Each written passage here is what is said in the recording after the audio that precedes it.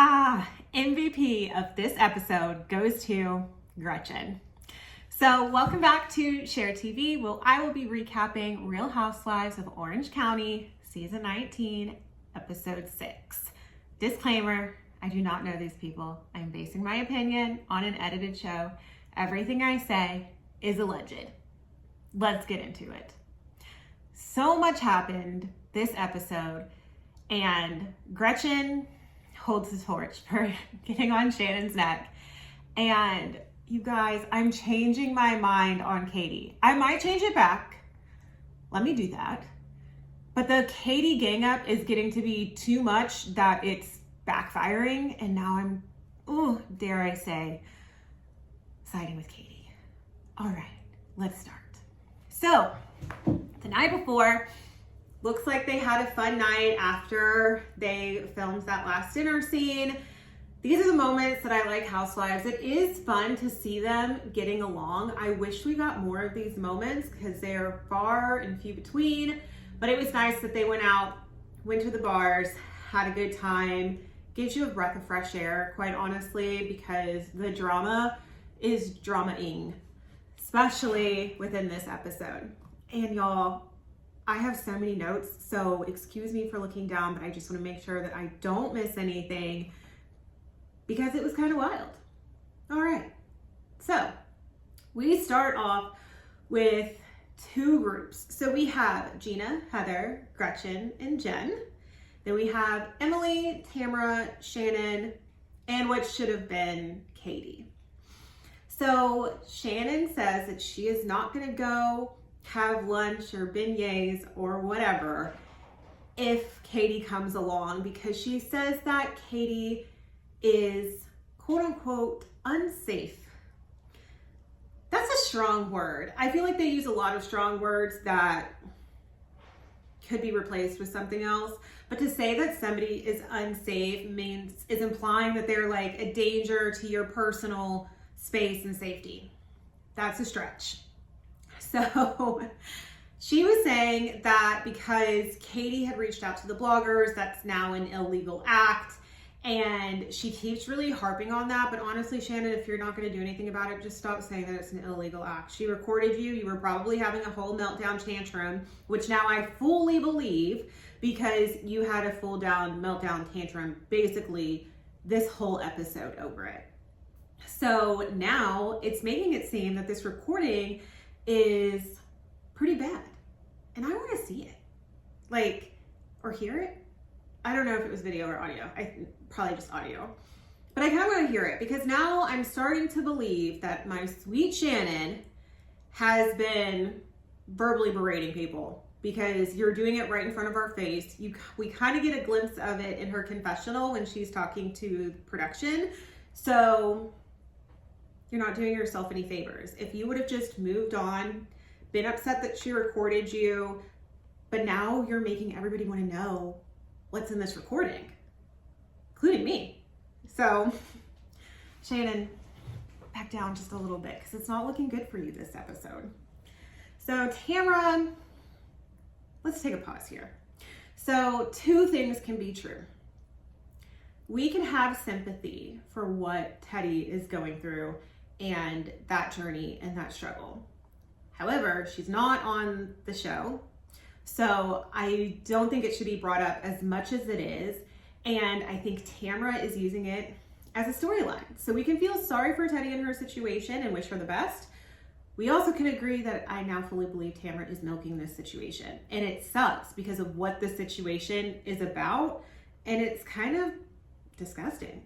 But you can tell her emotion about it kind of seems a little forced or a little over exaggerated. It's like, we get it, this is your friend, but tying everything back to New Orleans and the last time you were there and what happened and all this kind of stuff, I'm exhausted.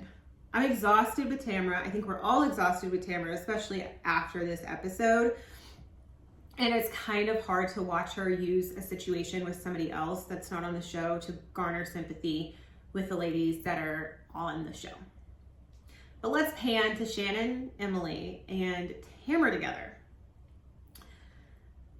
You guys, so now Tamara says that she's not drinking. We will see how long this lasts.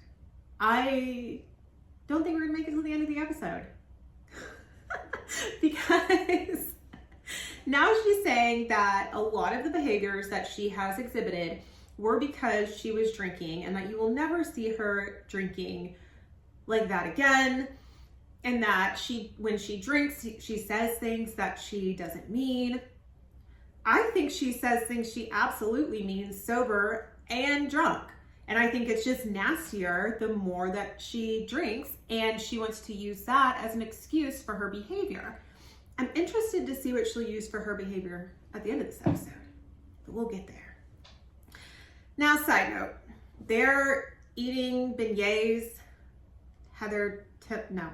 Oh my gosh, I get so confused, like, because the breakout scenes. But I'm surprised that when Shannon, Emily, and Tamara were together, they were eating beignets. I wonder why Emily didn't put one in her purse. I was waiting for it. Maybe the powdered sugar, but that didn't stop her from putting donuts in her purse before. So just a side note. Can we all admit, though, that this fatty photo that Heather and Jen and Katie at this point, I think, are bringing up is just Tamara being petty and jealous? I know Jen wants to like see this photo and carry on with this conversation, and I get it because she's doing it in a malicious way. And I kind of wish the other ladies would be more on Jen's side. It doesn't seem like anybody is on Jen's side, with Tamara going around saying that Jen wants to be her and showing photos. And even when she showed Heather the photo at her house, Heather didn't have that big of a reaction, so she showed her a full body photo. And I just think it's, one, just not nice. Two, it's not even a fat photo. And then three, for no one to be on Jen's side about this is kind of shocking. And Tamara, no one wants to be you. No one wants to be you. No one. Then we go to, I'm going fast because I feel like the end is really where we're gonna spend more time. They go to a puppy parade. Cute. So the puppy parade is cute, but we can stop pretending that she called the organizer of the, I guess, Barkus organization, if I'm messing that up, sorry. But she calls the organizer in the morning, and all of a sudden they're speaking at the puppy parade. Like, we don't have to pretend that they didn't that they just set this up this morning. We know that this event was orchestrated well beforehand, that they were going to show up, so you can spare us the thinking we're dumb. And Emily, please. I feel like Emily's confessional look, dare I say, is worse than Gina's confessional look last season. And I know we all remember the silver spacesuit. But Emily, this is not it. And I don't know who told you that this was good. And you see the playback, like you can see yourself in the camera. I would be like, no, we've got to scratch this one. Let me change. I'm sorry, Emily. Not good. So we move on to them going to the Voodoo Queen. That's a no for me too. An absolute no. I personally don't mess around with things like that. I do not blame Gretchen, Shannon, Tamara walking out, because you wouldn't catch me there either. And low-key, the Voodoo Queen was kind of rude. Like, she should know that this isn't for everyone, and I get it. Like, is she a witch? Is she not a witch? I don't know what she is. But I was like, if they don't want to participate, but they wanted to watch, like, you didn't have to make it seem like they were going to be, like, cast spells on or something like that. So, I don't know if the Voodoo Queen kind of was looking for a little moment there. Personal opinion. But she was not nice. Which leads them to them going outside and having a little chatty chat. I'm so excited for this part. Because Gretchen, this is why Gretchen is MVP. This was peak housewife shade. This is the shade that we are looking for. It wasn't malicious because it was true, and it gagged Shannon. So Shannon's saying that, well, Gretchen is saying that she doesn't mind being friends with Katie because Katie's never done anything to her. Fine, cool. And then Shannon doesn't understand this, and she wants to get everybody on the hate Katie train, which this is why it's backfiring. And then Shannon says, well, do you really want to be friends with somebody who does criminal behavior? I'm paraphrasing. Who does criminal behavior? And Gretchen says, well, you have a DUI and I'm friends with you, and that's criminal behavior. Paraphrasing again. Are we gonna skip over the fact that like Shannon was so gagged that she didn't even say anything? She couldn't say anything. And then it just pans to Tamara looking. Shannon they move right past it. Both Tamara and Shannon move right past it. And now Tamara doesn't want Gretchen to be friends with Katie. So now she's going to bring up that Katie allegedly spoke to the blogger Kiki, and Gretchen had see, this is like the game of telephone that gets so confusing, and this is why it's really hard to believe what Tamara says. So allegedly Gretchen told Katie about the Naked Wasted scandal way back, like many moons ago and many seasons ago. She allegedly told Katie that, and then Katie went and told Kiki this story. And the story wasn't that Tamara got Gretchen wasted. The story then translated to Gretchen told Katie that Tamara roofied her, which is a pretty big difference, right? Because if you're gonna get somebody drunk, right, they still have the will to say no, or hey, let me pause on drinking, or no, I'm good, why are you forcing drinks down my throat? Versus you basically, I can't say this because it's on YouTube, but you're basically putting something where they aren't going to have control over their decisions to a point where they could be incapacitated. And Gretchen obviously is shocked. I think Tamara knew, obviously Tamara held on to this information, right? So Tamara held on to this information and she had told Heather, and then this is where they're losing me. Because one, we're playing a wild game of telephone.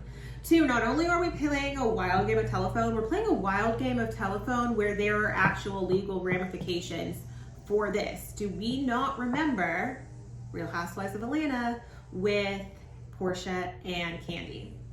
Remember that? Yeah. So this is kind of giving similar vibes here. And I'm sorry if you hear the lawnmowers in the background, the lawn people. But so it's kind of giving that similar vibe. And I hate to use strong words like this, but it's kind of dangerous because that is a huge accusation. And Tamara knows that. And now she's trying to get Gretchen to not like Katie because Gretchen is the last person. I think Gretchen and Jen are kind of the last people that are Katie's friends. And now she's trying to get everyone to turn against Katie. And that's where I think she's losing not only me, but the consensus across social media. That's where it's kind of backfiring because nobody likes to see someone just get pummeled upon over something that really isn't that big of a deal. Two things can be true. Yes, Katie has talked to bloggers. We all know that. However, now that I think about it and kind of take a step back from my hating Katie train too, all of you guys have talked to bloggers or been on podcasts or done certain things off the show where you're trying to be juicy or give shade. And the other half of you have a podcast or are basically bloggers. So it's like, why is Katie getting so much heat? So Gretchen does say to consider the source, which is Tamara. And I do appreciate that because it's not like Gretchen just heard this information and immediately was just like, oh my gosh, Katie's like a piece of trash because she did X, Y, Z. Gretchen says that she did not tell Katie this information. I believe Gretchen. I don't think that she told this to Katie. I also, dare I say, kind of believe that Katie didn't tell the blogger this either. So that's where this is all going to kind of blow up in a little bit of an anticlimactic way than I thought it was going to be, just based on the previews, to be quite honest with you. But we're moving on to the dinner scene. But before we get to dinner, Tamra goes to Shannon's room, because now Shannon and Tamra have like a small little conversation where Tamra says she's sorry earlier in the day and now all is well, and Shannon says that they can coexist. Cool, y'all work together, so cool. But all of the things that Tamra did to Shannon, not just last season, but like the last like 10 seasons, Tamra's a malicious and vindictive person. I wouldn't trust her. And Shannon says that. She says that, like, yes, we can coexist, but we're not gonna be besties. So why Tamra is going to Shannon's room to, I guess, get ready for dinner or whatever is kind of weird to me. Like, give me a break. Y'all made up literally 5 minutes ago. Like, okay. So she comes in and she has allegedly water, and Shannon doesn't think that it's water. I don't think that it's water either. But Tamra's in there, and now she's talking about how she has Shannon's back, and she's gonna bring up the whole Gretchen and Katie situation at dinner, and she's trying to get Shannon's feedback now that they're BFFs again. So weird. Like, I get it, things have to move forward because we are watching a show, but this is a little too fast, too soon, based on the history of Tamra's behavior. And I think Shannon knows that, and I think Shannon's guard's a little bit up, because she's like, why are you now coming to my room pretending that we are BFFs getting ready? So let me go back to the fact that Tamra came in the room with an alleged glass of water. To me, personal opinion, was probably vodka, but we'll find out. Or will we? But then we pan to Gretchen sits down with, well, she's in the room with Jen, and they're also getting ready for dinner. And then Katie comes in because I guess she's going to ride with them. So Gretchen tells Katie the situation that happened earlier in the day, where Tamra told her that Gretchen told Katie, that told the blogger about the naked wasted scandal, whatever. So then Katie adamantly denies that she told Kiki this information. Kiki's the blogger, in case I say blogger and then I go back to her name, so I don't want to be confusing. But Katie adamantly denies that she said this. And again, I believe both of them, because let's consider the source. So Tamra wants everybody to be on the hate Katie train. But I also feel like Heather, and Heather has been historically known to do this. She will have somebody else do her dirty work for her, and Tamra's an easy scapegoat to do it because she's so messy and unhinged. Last season, Heather didn't like Katie because Katie said that Heather's paparazzi photos were fake, and I think we all agreed. But Katie was the one who called it out. So then Heather immediately didn't like her. So now I think it's Heather's goal to get everybody on the hate Katie train, and what easier way to do that than to use Tamra to do it? Because let's be honest, Tamra told Heather this information too, because Heather brought up this information when she had lunch a couple episodes ago with Katie. Because now it's getting to be misconstrued, the information's getting changed and twisted, I think words are getting changed. It's like a horrible game of telephone. And so now Heather's sitting over here watching all of this happen and pretending that she has no idea what's going on, and that, oh my gosh, Katie, I can't believe you talked to bloggers, and I can't believe you said this, but I really think all of this has been orchestrated by Heather and carried out by Tamra. And now we have two people in the crossfire, which are Gretchen and Katie. And I just feel like every single either event or dinner or outing that they have, like, I don't know how Katie hasn't quit, because it could not be me.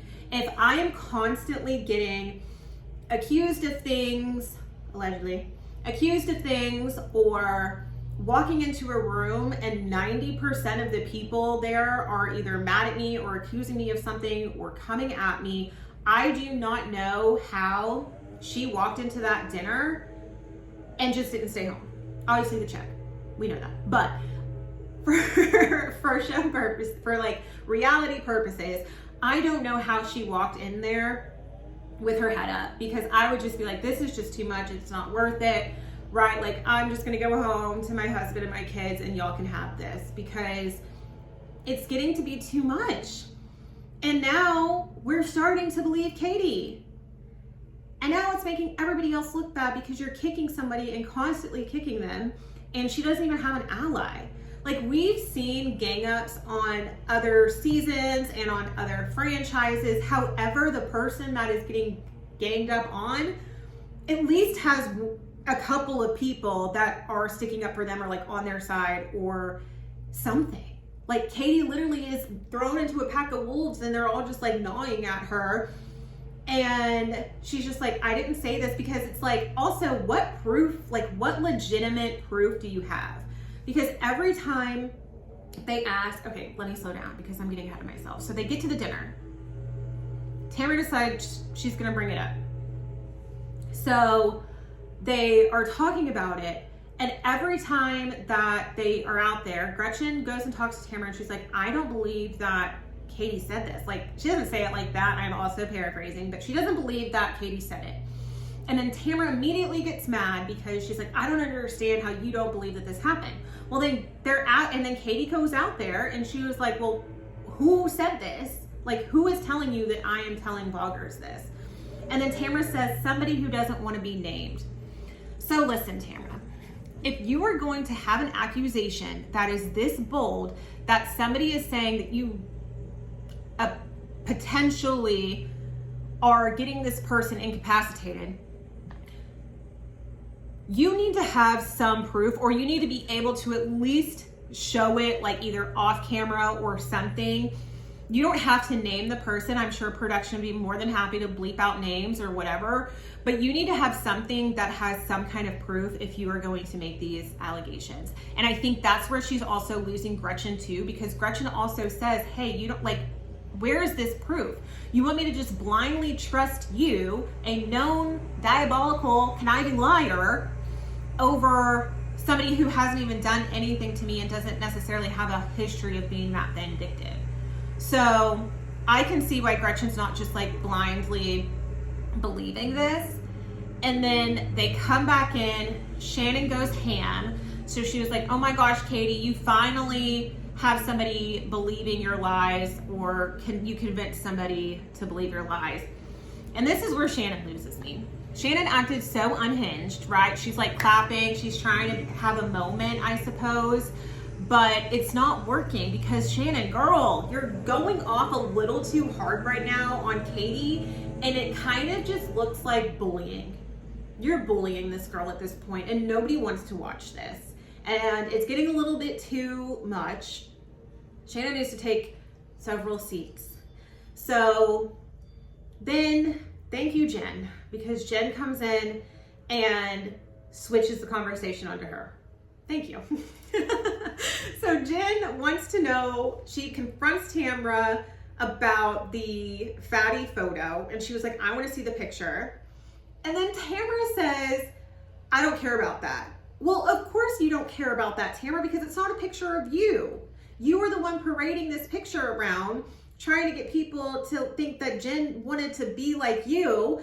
And I'm sorry, but if we're having a Tamara Jen face-to-face off, I'm not gonna say it, but y'all all know what I'm thinking. Tamara, come on. So anyway, it's giving hardcore jealous. So then Tamara says that Jen is a fan. Like, she was a fan of hers, and basically insinuating that's why she like wanted to be on the show. And then Tamara is saying, and then Jen is confused because I think Emily at this point pipes in. There's so much going on and everybody's talking at the same time. But I think Emily pipes in about like, what is the real issue? Like, what's the root cause of this issue? And then Tamara's like, well, it's just a tit for tat. Tamara, it's not a tit for tat. It's a tit to tit to tit, because you keep going at Jen, and Jen really hasn't, correct me if I'm wrong, I don't think she's really done anything that malicious to Tamara. Tamara is coming for Jen, and jealousy makes people do some crazy things. And I really think that's what this is, because Tamara couldn't even say what the issue was. And then they're just sitting there looking at each other, and Jen looks confused, and I don't blame her. And then Gina pipes in. And obviously we know that Gina is sober. Congratulations for her. Like, I think that's a really good thing. So anyway, Gina is sober, so she can tell when other people are drunk, and she's sitting at this table, and she calls out Tamara, one, for being rude, because Tamara was being rude. But I also think the editing might be a little weird, because Gina like jumped in very aggressively, and it kind of seemed like something else either was said or happened. I don't know if that was just me that noticed that, but when Gina jumps in calling Tamara rude, and then she also says that Tamara was sloshed or on something, and I kind of allegedly on something, allegedly. And I believe Gina, right? She's the only one there that doesn't have a clouded view of things, like, meaning she hasn't been drinking. And I think you could tell Tamara's eyes were kind of low. They were kind of twitching. Her eyelashes were like fluttering. And I think the way that she was behaving was just very bizarre. And then I think everyone kind of agrees, especially Shannon, because she was like, she came into the room with something that didn't look like water. And this is where we're now, remember when I said, like, I don't think it was water? It's not, I don't think it was water either. But I really hope that wasn't like a half a glass of vodka either, because bruh, that would be a lot. But then Tamara's sitting there, and kind of people are getting to be like, okay, Tamara, you're being a little bit too much. You're off. Like, what is wrong? What is happening? And she just gets up and walks away. Okay. I really thought this was going to be a little bit more dramatic than it was, to be quite honest with you, but it wasn't. She just gets up and walks away. And then of course, Heather, who put her up to all of this anyway, goes to console her or whatever. She also notices that something is off with Tamara. And then again, she's like, well, she's dealing with a lot with Teddy and all. Like, no, she's a horrible person. It doesn't matter if her friend has cancer or anything. Like, she doesn't, this is who she is, right? This is who Tamara is. Then Tamara kind of flips on Heather, and she's just like cursing at her and telling her that she doesn't want to be around her, and basically to go away. And then Tamara runs down the stairs very slowly, obviously because of her heels, and goes and sits in the restaurant. Then at one point she looks at production and asks if she has to get an Uber. I'm like, girl, just get an Uber. You're allegedly quitting the show. So then she gets an Uber. She texts, I think, Gina a nasty text, and then posts on Instagram that she quit the show. It's an attention grab, and everybody's just so shocked and like, blah, blah, blah. Like, nobody cares, Tamara. You don't have to come back. We all know she ends up coming back like 2 seconds later. But then the last scene is her in the car calling Eddie, who we haven't even heard from or seen all season, to get her a flight. Girl, google.com/flights. Get your own flight. Like, your husband doesn't have, like, if you want to be so dramatic, like, she just wanted to do something, I feel like, on camera to, like, facilitate the drama. Just get a flight. AmericanAirlines.com. Like, do I need to, like, plug any other? United, Southwest. Like, I don't know who flies to Orange County, but, like, the dramatics of it. And then to quit over Instagram, are we 5? Are we 5? First of all, we know you're not quitting. You need the check because like, I don't even think Eddie has a job anymore. And you just wanted a moment. And I think she low-key wanted more people to chase her and to be like, oh my God, like Tamara, don't go, don't go. But like nobody was doing that because everybody knows you came to that dinner acting crazy. And now you want everybody to be dramatic after you like blew up the scene. And now you want everybody to have conflict with each other and then with Katie. And you're just going to be like, I don't understand. Like, I've been nothing but nice to these people. Are we for real? Are we for real? So obviously this episode is to be continued. We all know that Tamara ends up coming back. She didn't quit the show. I'm exhausted. I'm exhausted, y'all. I'm exhausted of Tamara Judge. And I know that you have to have a villain on the show because obviously we're watching this and we're getting this worked up because it's drama. I get it. But I low-key think we can do without her. We've done it without her. We've done it without her. But MVP for this episode, Gretchen. Gretchen had the best read in a long time on Housewives. In a long time. And it was so smooth and well orchestrated. Great job, Gretchen. If anybody wants to clap Shannon, let's clap for Gretchen. Let me know your thoughts on this episode. As always, feel free to like and subscribe so that way you don't miss a video. You're watching anyway, so just like it, please. And maybe subscribe. That'd be cool too. We'll see what happens next week. I will see you guys next Friday. Bye.